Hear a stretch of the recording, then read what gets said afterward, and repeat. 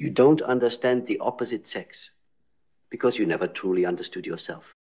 You think you're seeing them clearly, but what you're really seeing is a projection, a hallucination of your own fears, fantasies, and forgotten wounds.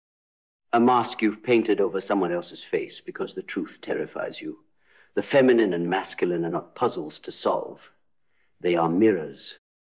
And each time you look at her or him, you're not confronting them. You're confronting the war within your own psyche. Carl Jung called it the anima and the animus, the unconscious feminine within the man, the unconscious masculine within the woman. But we simplified it. We reduced it to stereotypes. We put it in memes. We made jokes. And in doing so, we killed the sacred.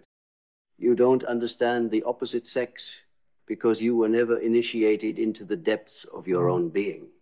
You were handed a script, told what love should look like, told what strength should feel like, told what men want, what women want, as if we were robots coded by cliches.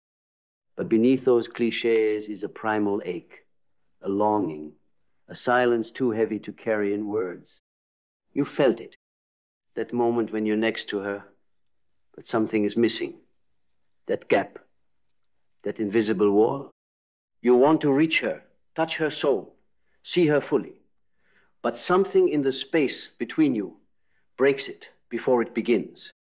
And it's not because of her or him. It's because you were never taught how to see. You were taught how to possess, how to impress, how to seduce or submit or perform, but not how to witness, not how to hold space, not how to be present with the storm inside another human being without needing to control it. And that's why you fail. You fail not because you are unworthy, but because you were never shown what real connection requires, the death of the ego. Every time you try to understand the opposite sex through logic, through tactics, through rigid frames, you fail. Because they are not math. They are myth. The woman in front of you is not just a body. She is a cathedral of ancient memory. She carries the grief of 1,000 silenced mothers, the rage of every violated girl, the brilliance of every wild, divine, feminine spirit that was caged and crucified by a world that fears her depths.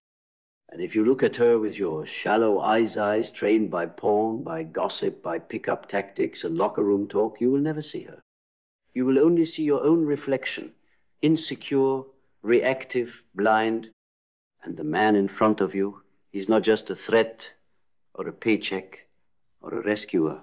He's the exile, the archetype, the sacred fool who's been trained to wear armor over his wounds, to laugh instead of cry, to conquer instead of feel. And you will not touch his heart by manipulating him, belittling him, controlling him. You will only reach him by remembering him, by seeing the wild, broken God underneath his fear and choosing to meet him there. But to do that, you must first remember yourself. Because the truth is, no man can see the divine in a woman until he has made peace with the divine feminine inside himself. No woman can truly hold a man until she has embraced the sacred masculine within her own chest. You keep looking outside, trying to decode them, but the answers are inside, always have been. Desire is not just physical, it's symbolic. You don't just want her curves, you want what she represents. Mystery, surrender, chaos, the place inside yourself you were never allowed to touch. And so you chase it outside. You don't just want his strength, you want what he holds. Direction, command, stillness. The part of your soul that was never mirrored, never affirmed.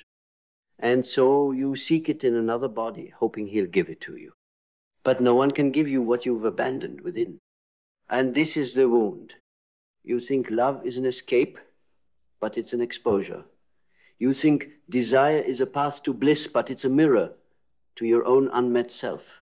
And so your relationships fail, not because you were wrong for each other, but because you were strangers to yourselves.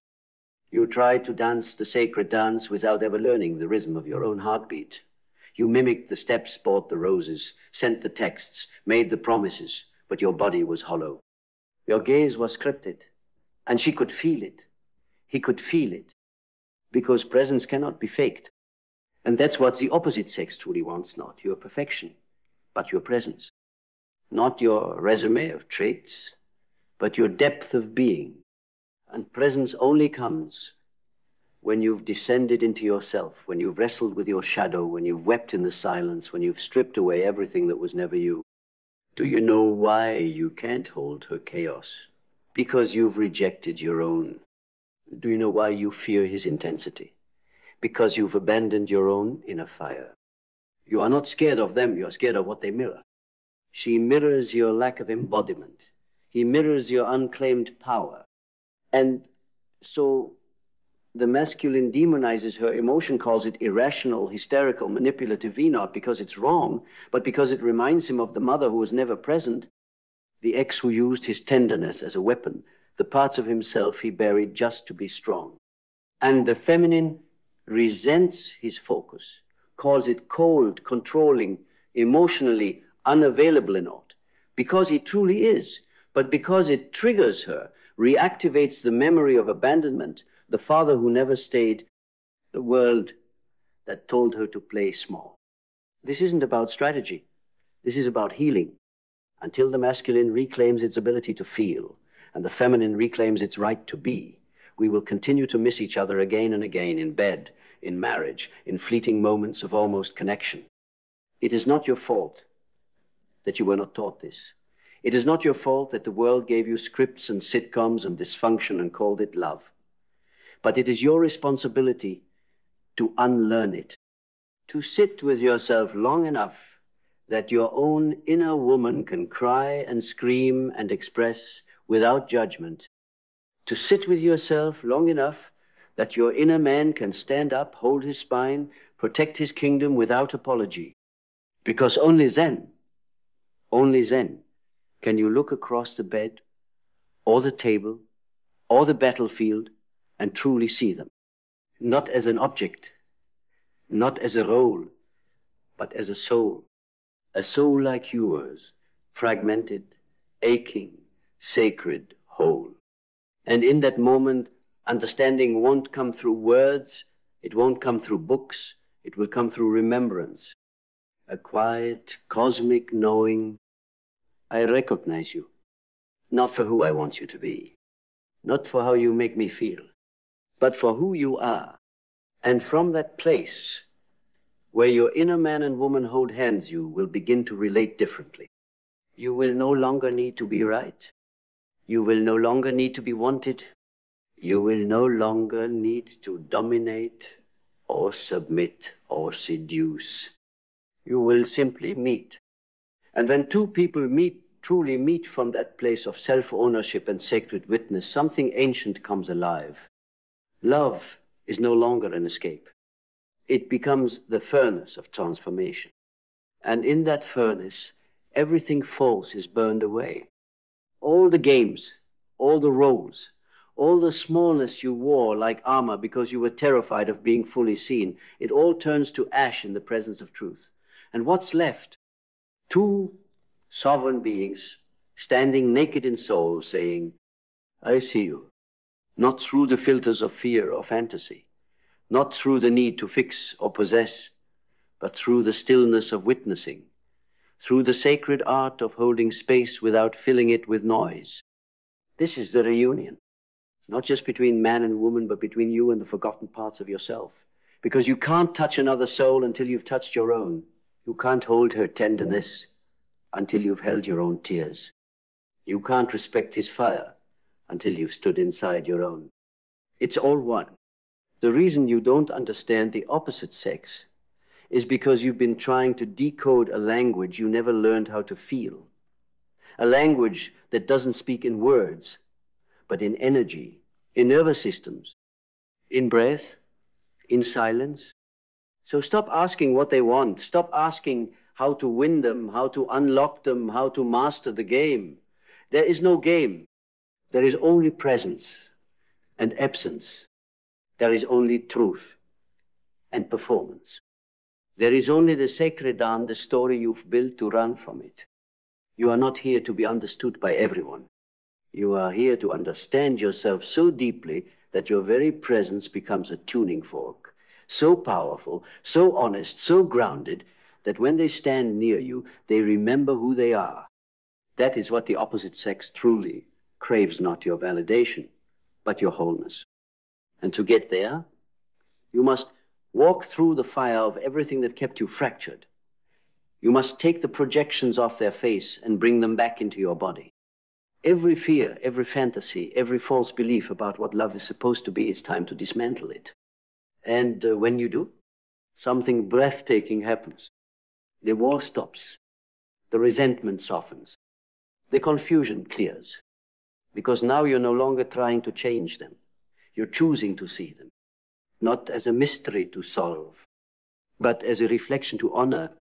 And when two people come together with nothing to hide, nothing to prove, nothing to possess, only something to share, that's when love stops being a transaction and becomes a transformation. That's when sex becomes a sacrament. That's when conflict becomes a mirror. That's when presence becomes a revolution. So, if you truly want to understand the opposite sex, begin with your own wholeness. Begin with your breath. Begin with the quiet voice that's been whispering beneath all the noise. There's nothing to fix, only everything to remember. Burn the story and see them not as opposite, but as the piece of you you've been running from all along. Because that's the final truth, isn't it? There is no opposite sex, only the exiled parts of ourselves wrapped in another skin. You don't struggle to understand them because they're different. You struggle because they awaken the very parts of you that were never given permission to breathe. The tenderness you buried, the fire you denied, the longing you locked away. They are not your enemy. They are your mirror. And that mirror is ruthless. It will show you everything, your neediness, your pride, your addictions, your abandonment wounds, your false power, your fear of being vulnerable. And when it does, you will want to run, but don't. Because if you look into that mirror long enough, without flinching, you will meet the part of you that has waited a lifetime to be remembered. The divine, the sacred masculine, standing unshaken in chaos, not to control it, but to witness it. The sacred feminine, pulsing with creative storm, not to please, but to awaken. They were never supposed to fight. They were supposed to dance, to spiral around each other, not in competition, but in creation. And when you remember that, when you stop trying to win love and instead become the space where love remembers itself, then everything changes. You stop chasing.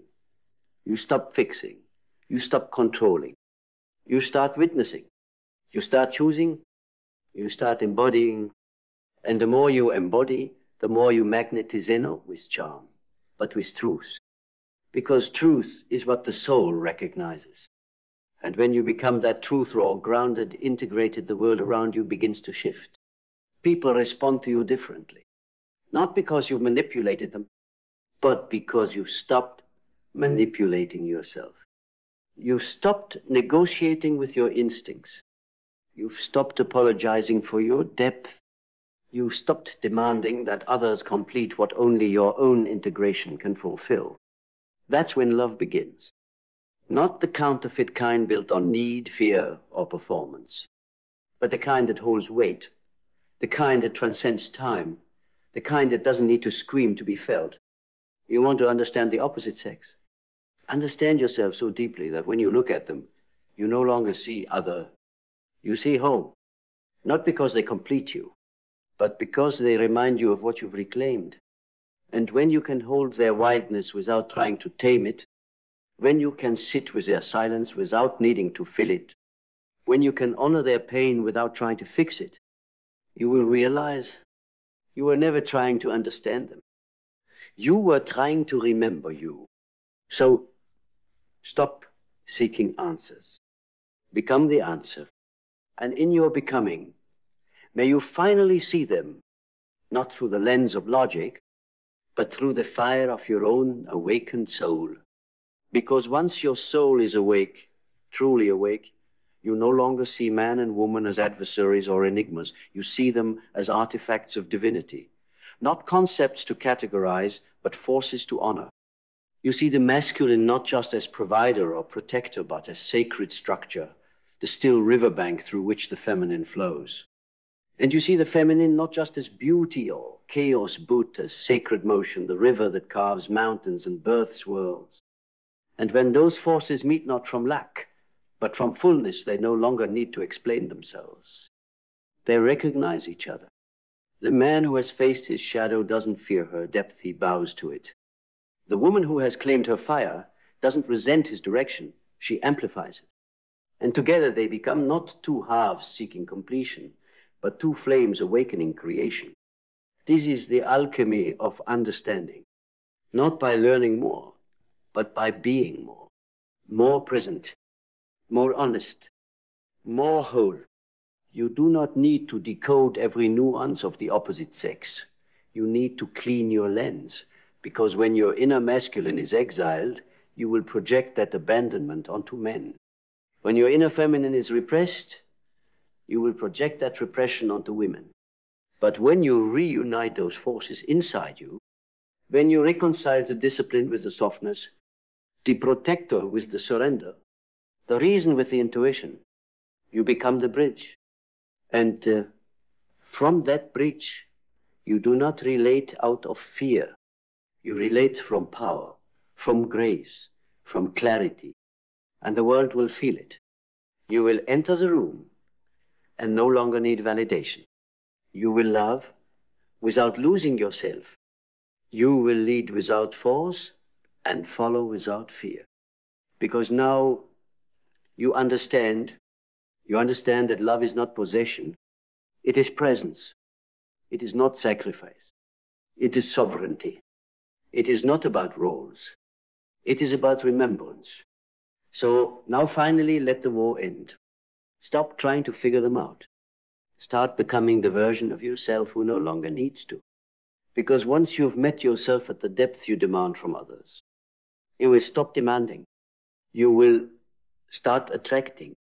And those who come close will not just see a man or a woman, they will see home. They will feel the echo of every truth they've ever run from, and they will stay. Not because you completed them, but because your wholeness invited their own. That is what it means to understand the opposite sex. Not by reaching for them, but by returning to you. And in that return slow, sacred, irreversible, you will not only understand the opposite sex, you will understand the entirety of relationship. Because what is relationship truly? Not a transaction, not a contract, not a means to validation, security, or escape. It is the mirror through which the soul tests its own reflection. It is the crucible where your growth is either accelerated or avoided. It is the divine tension between longing and liberation. And when you step into relationship from that place not of emptiness, but of embodiment, everything shifts. You no longer seek to be loved, you seek to become love. You no longer chase attention, you command presence through your own alignment. You no longer ask, will they choose me? Because you've already chosen yourself. And that energy is magnetic. Not because it seduces, but because it reminds. It reminds the other of who they are beneath the masks. It stirs the sleeping parts of their spirit. It resurrects what routine tried to kill. But none of this can happen if you keep bypassing yourself. You must go deeper into the egg, into the confusion, into the messy, beautiful paradox of being human. You must cry where you once clenched, feel where you once fled, speak where you once swallowed. Only then will you understand. It was never about decoding the other. It was about coming home to the wild symmetry within. The masculine and feminine are not roles you perform, they are currents you carry. Each of us holds both. And the more you reclaim what's been repressed, the more you dissolve the illusion of separation. Suddenly, the woman before you is not irrational. She is your own inner chaos, daring you to stop controlling and start listening. Suddenly, the man before you is not emotionally unavailable. He is your own unmet authority, inviting you to find structure within. This is not philosophy. This is alchemy. And it doesn't happen through study. It happens through surrender. It happens when you finally stop asking why they don't get you and start asking what part of yourself have you abandoned in order to be loved. Because in the end, the only real separation between you and the opposite sex is the distance between who you are and who you've been pretending to be. Close that distance, and you will no longer need to understand. You will simply know. You will know in the way your body breathes around them. You will know in the silence that feels safe instead of tense. You will know in the sacred space between your eyes where truth is spoken without sound. This is the end of war, the end of blame, the end of hiding. This is the return to yourself, to the divine polarity inside your bones, to the sacred connection that was never lost and forgotten. So stop performing. Stop fixing. Stop chasing the other half of your soul in someone else's body. And begin the real work of becoming whole. So now you know. It was never really about them. It was always about you. You and the parts of yourself you abandoned to be accepted. You and the sacred forces within you that you feared to feel. You don't understand the opposite sex because you were never taught to understand the sacred duality inside your own soul. But now you remember. Now you stand at the threshold not of another person, but of yourself. And this time, you won't knock with fear.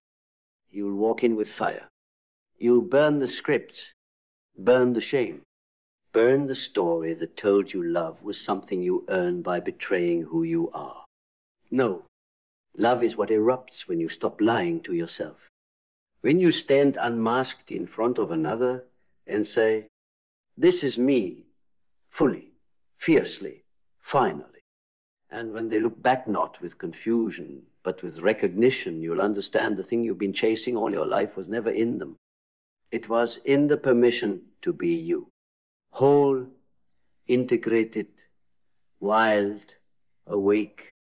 And when two souls meet from that place in all broken halves, but sovereign flames, there is no longer confusion. There is only clarity. So stop asking how to understand them. Start asking how to remember you. Because the moment you return to the fullness of your truth, you will stop fearing the opposite and start dancing with the divine.